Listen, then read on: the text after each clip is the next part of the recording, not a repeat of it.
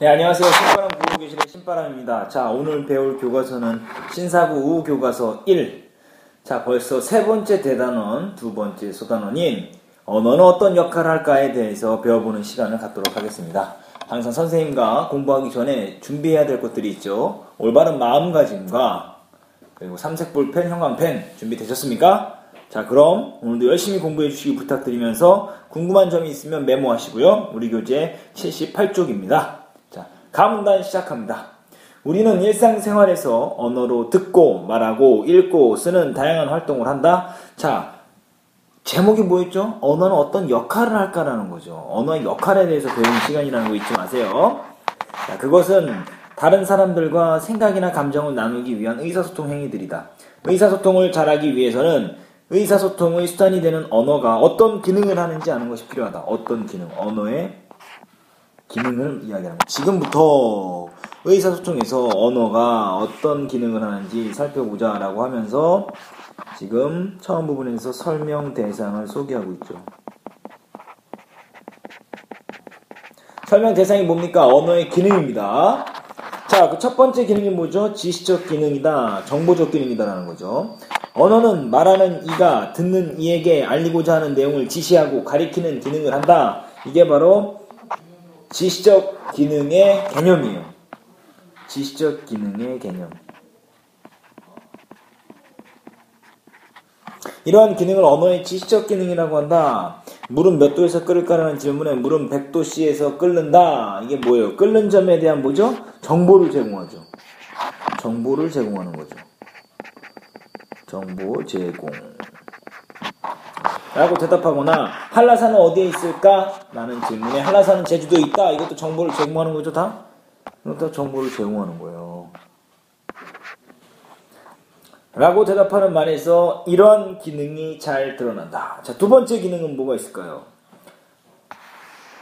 자, 아니죠. 아직 안 됐네요. 죄송합니다. 자, 대상에 대한 지시를 통해 말하는 이가 듣는 이에게 어떤 사실이나 정보를 전달하기도 하므로 언어의 지시적 기능은 언어의 정보적 기능이다라고도 한다. 언어의 지시적 기능, 정보적 기능 다 똑같은 말이다라는 거죠.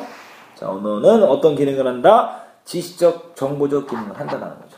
이번엔 정서적 기능, 정서라는 말이 뭡니까? 감정이라는 거죠, 감정. 인간은 언어로 자신의 정서를 표출한다. 감정을 나타낸다, 이 소리죠.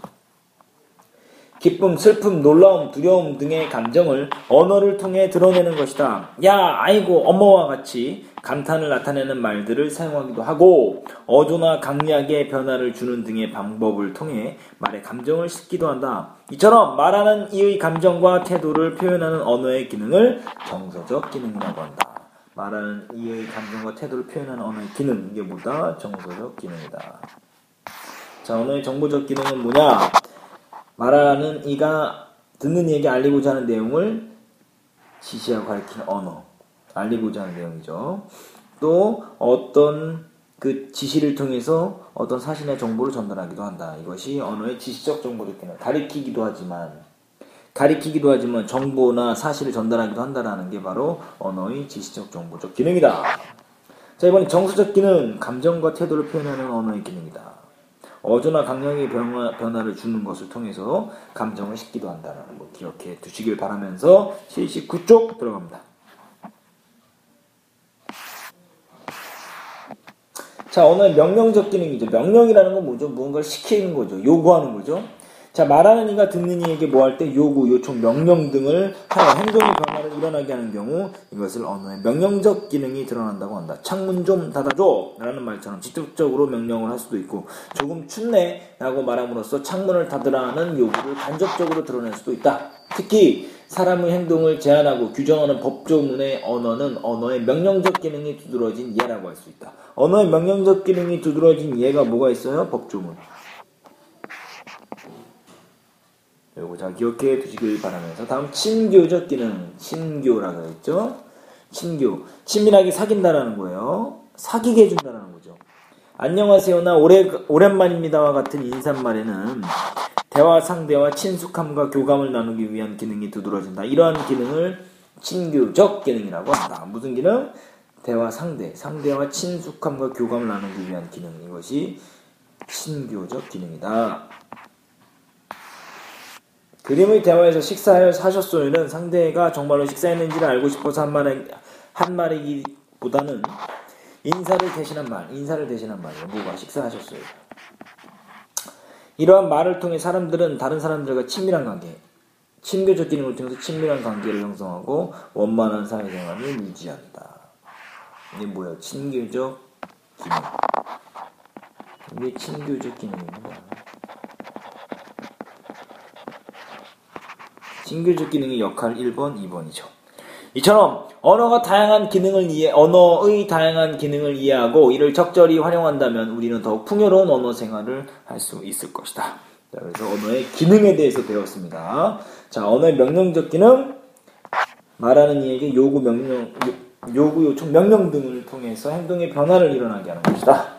친교적 기능, 상대와 친숙함과 교감을 나누기 위한 언어, 친밀한 관계 형성, 원만한 사회생활 유지, 이런 것들이 있다는 거 기억해 주시기 바라면서 정리해 보시죠. 76쪽입니다. 죄송합니다. 77쪽이네요. 77쪽. 소단어 한눈에 봅시다. 자, 언어의 기능이 지금 몇 가지가 있습니까? 언어의 기능을 알아야 하는 이유는 언어는 의사소통의 수단인데 언어의 기능을 이해하면 의사소통을 보다 잘할 수 있다. 첫 번째, 지시적, 정보적 기능, 두 번째, 정서적 기능, 세 번째, 명령적 기능, 네 번째, 친교적 기능, 이런 것들이 있다라는 거죠. 잘 기억해 두시고, 자, 지금 이런 거 여러 가지 기능을 하는 말, 음료가 나왔습니다. 음료가 나왔다는 사실을, 정보를 알려주는 지시적 기능, 가져가라는 명령적 기능, 이 두 가지가 복합적으로 나오는 경우도 있다라는 거 기억해 두시길 바랍니다. 어렵지 않습니다. 여러분들 77쪽 소단어 한눈에 보기 오마이노트로 정리하시고요. 자, 그리고 관련 문제 풀어보시길 바랍니다. 자, 궁금한 게 있나요? 댓글을 달아주시고 선생님께 찾아와서 질문해 주시면 선생님이 성실하게 답변해 드리도록 하겠습니다.